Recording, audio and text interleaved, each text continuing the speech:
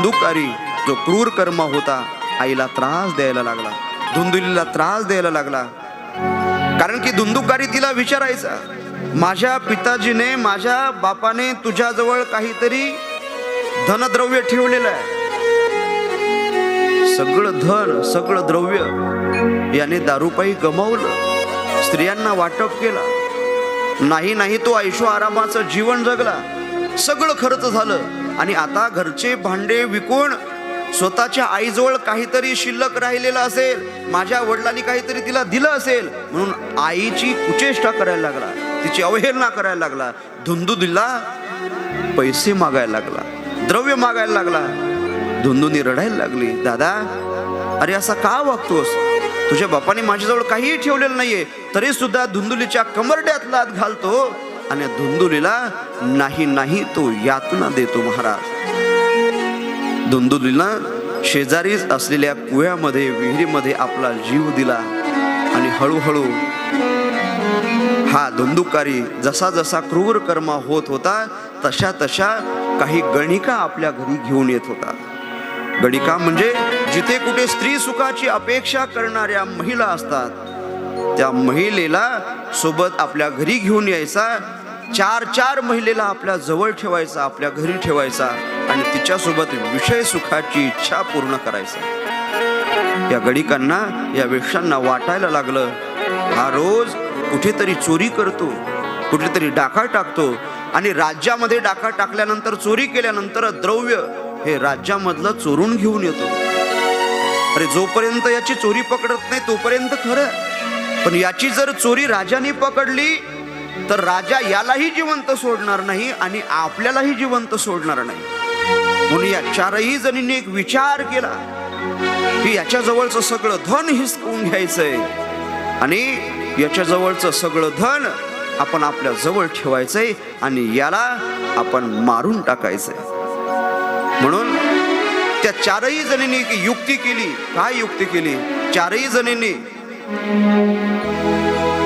त्या धुंदुकारीला बांधलं आणि बांधल्यानंतर त्याला गळफास लावला.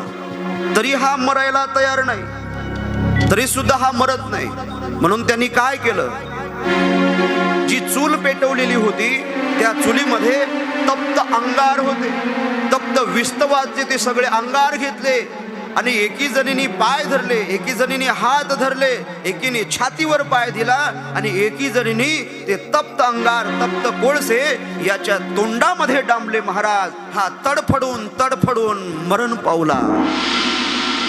तप्त अंगार समूहाश्च तन्मुखे हि विचिक्षुपुः अग्निज्वालाति दुःखेन व्याकुलो निधनं गतः. तप्त अंगार समूहाश्च, विस्तव आणला, याच्या मुखामध्ये टाकला. या तडफडून वेदना होऊन याने आपला प्राण सोडला. धुंदुकारी मेल्यानंतर ह्या सगळ्या गणिका पसार झाल्या, याचं सगळं द्रव्य घेऊन निघाल्या. इकडे काही दिवस लोटले. गोकर्णाला कळालं आपली आई राहिली नाही, आपले बाबा राहिले नाही, आपल्या भावाचा सुद्धा अपघाती मृत्यू झाला. म्हणून आपल्या भावासाठी गोकर्णाने गयेमध्ये श्राद्ध केलं, तर्पण केलं, जेणेकरून आपल्या भावाला मोक्ष प्रदान होईल, आपल्या आईला मोक्ष प्रदान होईल. तरी सुद्धा त्याला मोक्ष प्रदान झाला नव्हता. महाराज, एक दिवस गोकर्ण आपल्या गावी येतो.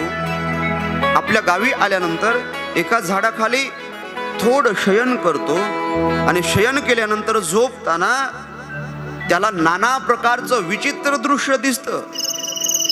सकृत इंद्र, सकृत अग्निही.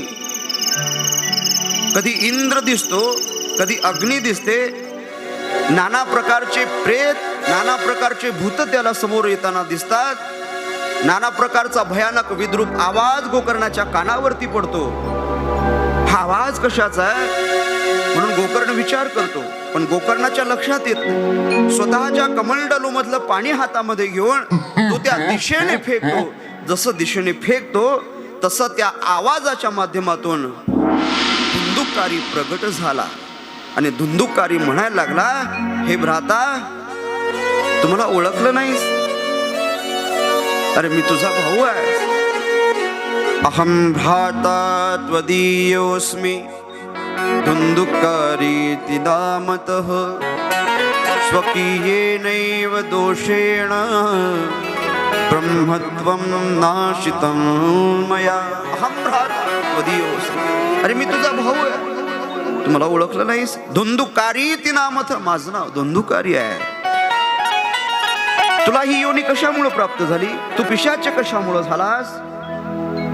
त्यावेळी धुंदुकारी म्हणायला लागला, ऐका, स्वकीये नैव दोषेण ब्रह्मत्वम नाशितम मया.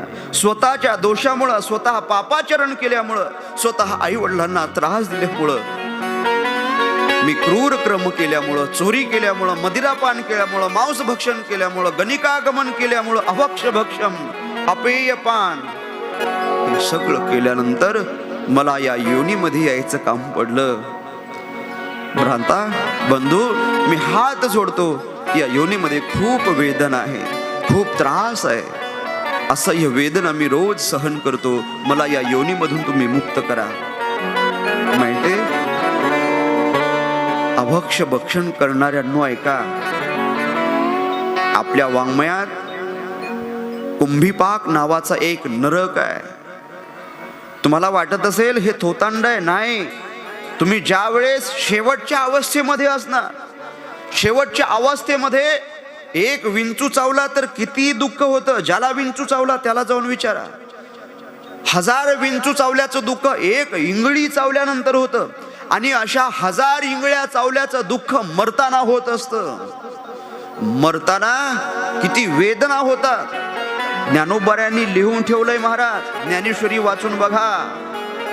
मग मरताना आपल्याला हे दुःख होऊ नये असं वाटत असेल तर कुठल्याच जीवाची हत्या आपल्या हातून घडू देऊ नका.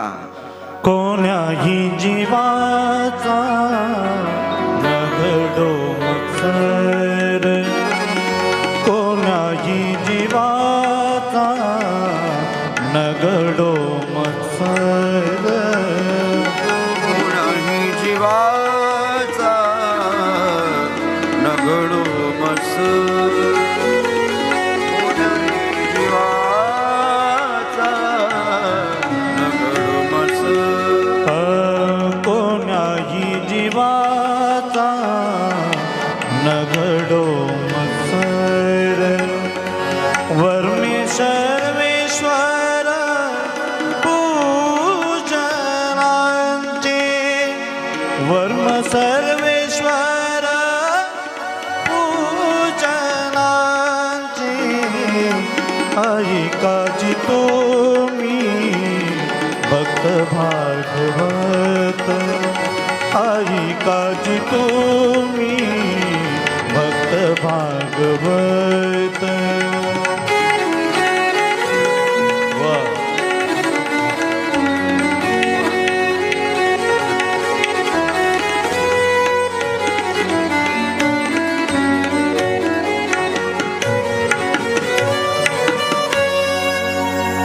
हा धुंदुकारी एवढा पापी झाला होता, त्याच्या पापामुळे तो प्रेत योनीला पोचला होता.